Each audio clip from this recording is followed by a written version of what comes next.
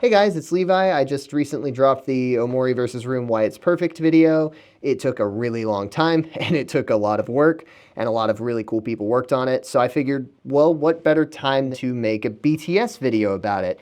And boy, do I have experience making BTS videos. Behind the scenes with Levi. It's been a while. Hi, welcome to Behind the Scenes with Levi. It's been since Smash Bracket died that I made one of these. Omori vs. Room was a freaking behemoth of a project. The matchup had sort of been on my mind for a while. It was sort of a popular matchup in the community, but I never really wanted to explore it any more than just thinking, oh, it looks kind of neat. It looks really unique. And then I got gently convinced to play Omori by some friends. I watched all of Boisvert, and this matchup has done irreversible things to me and my wallet. It already looks like my board belongs to a crazy person, and now on top of that, I'm drawing this horrific imagery from Omori on there. I guess people are just gonna walk by and see it and be like, oh yeah, that guy's normal. But I digress. I digress, we should get back to the BTS content. I don't know that I've ever felt this way about a death battle matchup before. I don't know that I've ever become this hyper fixated on characters before. It really became something that I wanted to explain. If any matchup deserves an explanation of why it's actually popular or why it could actually work, it's Omori vs. Room. It's a weird looking matchup when you first see it. It's a weird looking idea. Like, how would it even work? My goal was to show you that it can. So there is a lot to go over. I probably won't be going over all of it, but I do want to kind of go into some of the animation principles we used. I want to go into some of the approaches that I wanted to take for how we designed the characters and how we decided going about animating something this different. And what better place to start than with the game that I played first, and the first reason why I started liking the matchup, Omori. I think the biggest challenge with a character like Omori, aside from just the emotional weight of it all, is that he kind of is animated a little non-traditionally.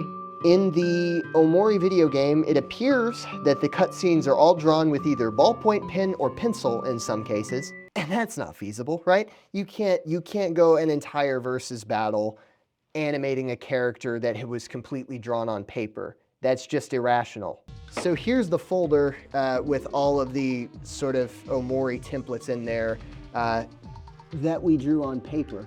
Almost any time you see Omori, or any of White Space, or Room in a lot of instances, a lot of these things were originally drawn on paper and then scanned into an animation software. While I'm a Sprite animator, and while I've usually relied on sprites to tell stories in the past, or to do work at Smash Bracket, or what have you, this one needed a different approach. I really, really wanted Omori to be on model to the game. I wanted him to move in a certain way. I wanted him to really, really feel like you could be watching a cutscene of Omori in some cases. Like, it mattered a lot to me that I portrayed that character correctly.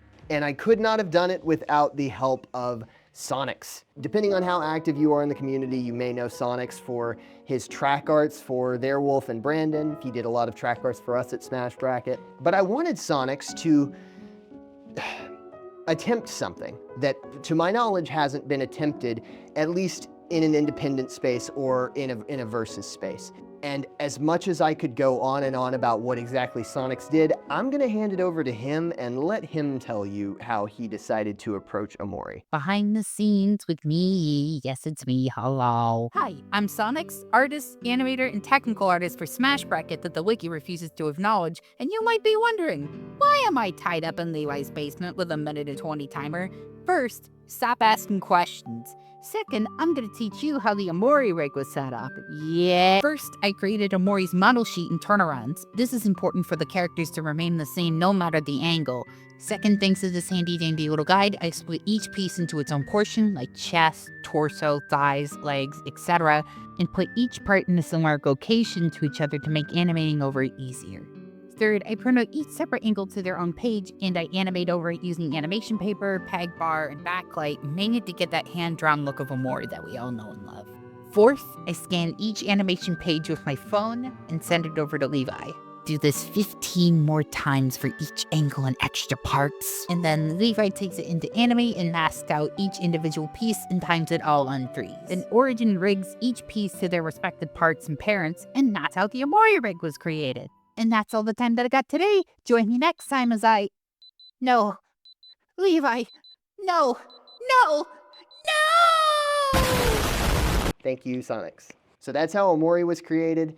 Now we can move on to the character that was even more difficult to create than him. Voir Ver is a very specific kind of show. It is taking experimental filmmaking and it is combining a bunch of live action and a bunch of animation principles and a bunch of hand-drawn elements, and it's combining them together in one of the most beautiful, messy things I've ever seen. It is such a gorgeous experience. If you still haven't seen it, I don't know why you're here, but thanks for watching my videos, go watch his. But Voir Ver has a very specific look to it.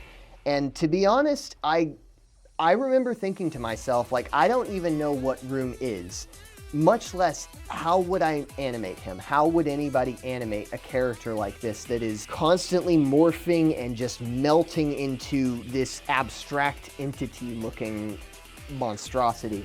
It is, in my opinion, a very truthful depiction of what the embodiment of self-hatred could look like. So since Voir Ver does such a good job of portraying these very, very raw emotions, I wanted to attempt to do the same. I wanted to really get the way that the character moves right, and I really wanted to really just tap into any experimental filmmaking knowledge I had and just make something that looks messy, beautiful, and abstract all at the same time. Basically what it is sometimes Room is a sprite rig. Sometimes Room is live action capture of me moving around doing the movements. His mask is hand-drawn. There are so many moving pieces as to how this character gets created that it becomes really difficult to explain. One fun thing about it is that since I was doing a lot of live action motion capture, I ended up having a few funny BTS moments that weren't super intentional. Okay, this is behind the scenes for Room's little dance that he does. It's gonna look really stupid without effects over it, but I mean, I gotta do it for the... It's what he would do. Something like... maybe more flamboyant.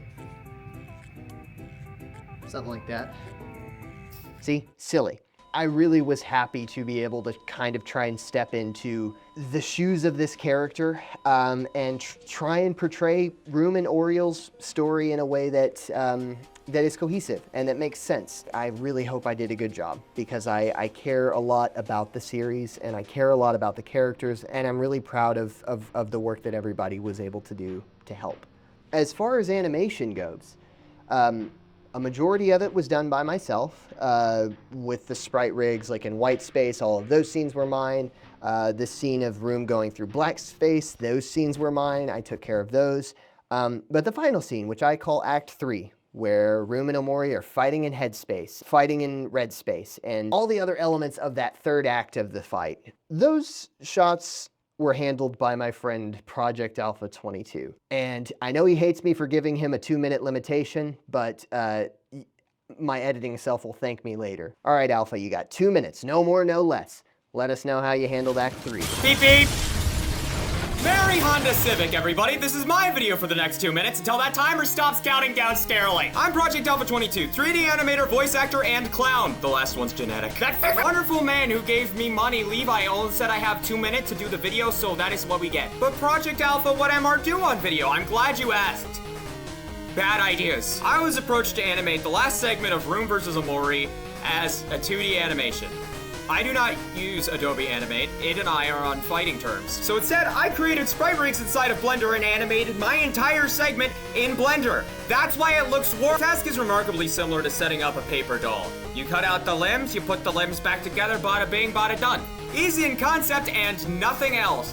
Well, actually, Room was fine because I could use an automatic splitter for Room. But Omori was using a technique called boiling. What's boiling, you ask? It's when you draw the same thing multiple times in order to get that whole squiggly looking effect, like a Ed and Eddie. This means instead of storing all of the limbs in one image sequence like I was doing with Room over here so I could cycle through them like that, I had to cut them out manually eight separate times, and then and only then could I start animating. Oh, and also I got hired onto Death Battle immediately after starting this job. Oh god. In total, over the past 30 days, I have done about 2 minutes of animation. I have worked in 3D, I have worked in 2D, I have rotoscoped live action footage, I have drawn, I've done a lot. Hell, I even made the fucking, what is this called? The Pingus playground? I made Greg. His name, this place is Greg now. Custom 3D assets, custom 2D rigs, all done in Blender, put together in After Effects, put it all together. What do you get? Omori versus Room, and my part of Omori versus Room, about a minute of it. That's what I did. Thank you for coming to my talk. I shall now probably explode in any second now. Oh god! The end result speaks for itself. Again, it's so cool to be able to work with so many talented people on this. I didn't even mention Frame One Quit on the edit, doing all of the analysis portions of the video essay. He did such a great job. I didn't even mention Tyranny on the thumbnail for the Why It's Perfect video. Matched the styles of Omori and Boisvert perfectly. Did such a great job. I didn't even mention Wolf Media, who had already composed Upon Our Lonely Throne, the fan-made Death Battle OST. What I like so much about this matchup is that it is definitely a team effort. Beyond that, it really, really stretches animators in a way that is so non-traditional and fun. It forces you to be experimental. It forces you to do things that you normally wouldn't do when approaching a sprite animation or even 2D or 3D animation. There are so many different mixed media elements that you kind of have to include in this to do it correctly, that there's no way you're not going to end up with a unique product at the end of the day.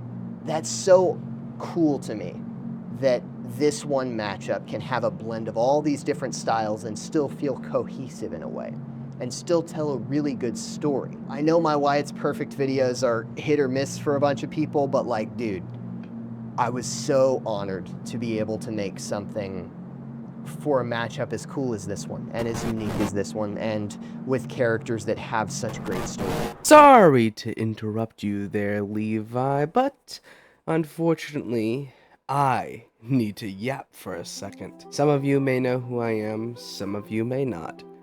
To give a brief explanation, I am Pin, or the Omori vs. Room guy, because that's what I'm known for in the community, I guess. Oh, which is not a title I don't not love, I'll say. Well, this matchup has been a part of my life for almost 4 years now. It became popular in 2021 by a user called Groggy Gary, which was the originator of this matchup a long time ago. And when I discovered it, I just really took it apart of myself, and I pretty much adopted it as my own. It was amazing to work with all these like amazing artists, editors, and so many different people on this amazing project. I guess it's pretty surreal that this has finally come together. We had a recent Death Battle cast, we had 2 pitches, the fan battle cast, so many stuff has come out for this matchup. And now the Why It's Perfect video is finally done. I guess I don't have a total ton to say that Levi has not already said, but if I can give my thoughts on something as more of the writer and director part of things, I think one of the biggest criticisms of this matchup, and one of the biggest concerns that we had to address is just like writing for these characters, and these characters being on Death Battle itself, which was a fun challenge, and I think we did a really good job describing the way that could happen. Much like the animation and the rigging and the models for the 2 characters, we wanted to make them as in character as they possibly could, without disrespecting either one. Writing for Omori was an interesting challenge, but I think we conveyed a lot of his kind of character through his actions rather than words specifically. More of like his controlling aspect of headspace and his particular form of reality warping we really wanted to nail down, and his fighting style of being a more general skillful fighter was very fun to see brought to life. Writing for Room was definitely the harder of the two, mostly because of his dialect of these large gigantic speeches about God and all that stuff in Boisvert. But conveying him into this more linear story of a fight animation provided an interesting challenge how to balance that with the more conventional, quote-unquote conventional narrative of Omori's character, and especially because he's a non-dialogue character. But I think we did it very well, in my opinion. Sorry I don't have a whole lot to say. I've never done one of these behind the scenes before, so I'm not super professional with it. But hopefully I've kept you somewhat entertained. If I can have a final thoughts on something. Thank you. Thank you to Levi. Thank you to every animator. Thank you to our editor, to our amazing storyboard, to everything. Everything just was so perfect, for lack of a better word. This project meant so much to me, and I'm so excited for the prospect of future projects to work on as well. I've always wanted to be a writer and director, and just this opportunity was just so much fun to do for characters that I absolutely adore, in a matchup that just means so much to me. 2020 was definitely a hard year for all of us, and these characters and Death Battle really helped me during that time, and maybe it helped some of you guys too. So yeah, thank you guys for being a part of this journey with this matchup, and there's only one thing left to do now. Just hope it actually happens someday. And you know what? If it doesn't, that's okay, because I feel like almost the journey has been better than the destination. I mean, I obviously wouldn't be against it, but you know what I'm trying to say. I'll leave the rest up to Levi. Apologies if I droned on a little bit. This is more of a sappy little message than an actual background thing, but yeah. Everyone have a good night. I hope you guys enjoyed it, and go support the channels I mentioned in this video. Go support these artists. I will link everything below again, because I need you guys to understand how important they were to this entire process and how integral of a role they played. Please go support them. They're all so talented.